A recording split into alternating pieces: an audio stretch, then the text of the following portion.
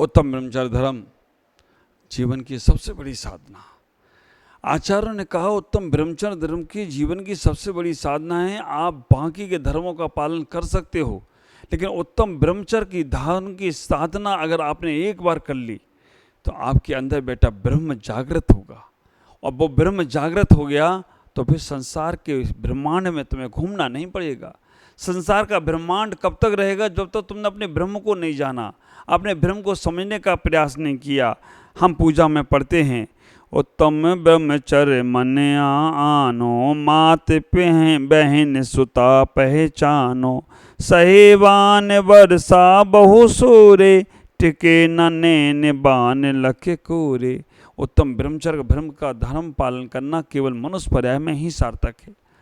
आप विचार करके रखना, उत्तम ब्रह्मचर्य का देवता भी तरसते हैं कि हम ब्रह्मचारी हो जाएं, लेकिन हो नहीं पाते, वो संयम नहीं ले पाते हैं।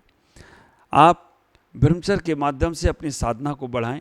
बाहर में संसार में शादी विवाह बीवी बच्चे नाती पोते हमने कई जन्मों से किए, और इस पर्याय में नहीं, तिरंज पर्याय में भी किए हैं, लेकिन एक बार भी अपने ब्रह्म को नहीं जगा सके।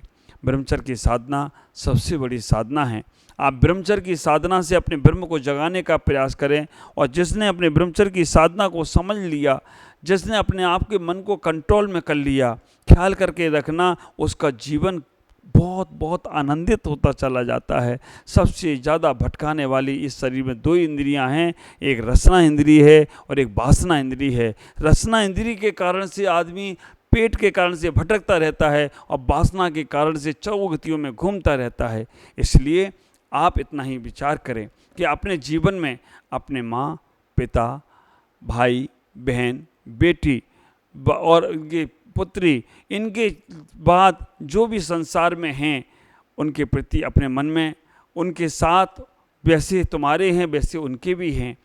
तुम अपनी माँ बहन और बेटी की जितनी इज्जत करते हो, दूसरे की भी माँ बहन बेटी की उतनी इज्जत करने का सीखो। आप विचार करके रखना, स्वपत्नी और स्वपति के अलावा संसार में जो भी हैं उनको पवित्र भावना से देखोगे तो तुम्हारा मन ब्रह्मचर्य का पालन होगा।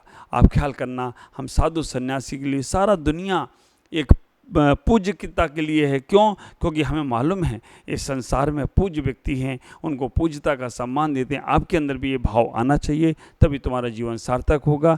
ओम नमः। ओम ह्रीम उत्तम ब्रह्मचर्य धर्मंगाय नमो नमः। इसकी माला फेरें और आप अपना कल्याण करें। मंगल में आशीष।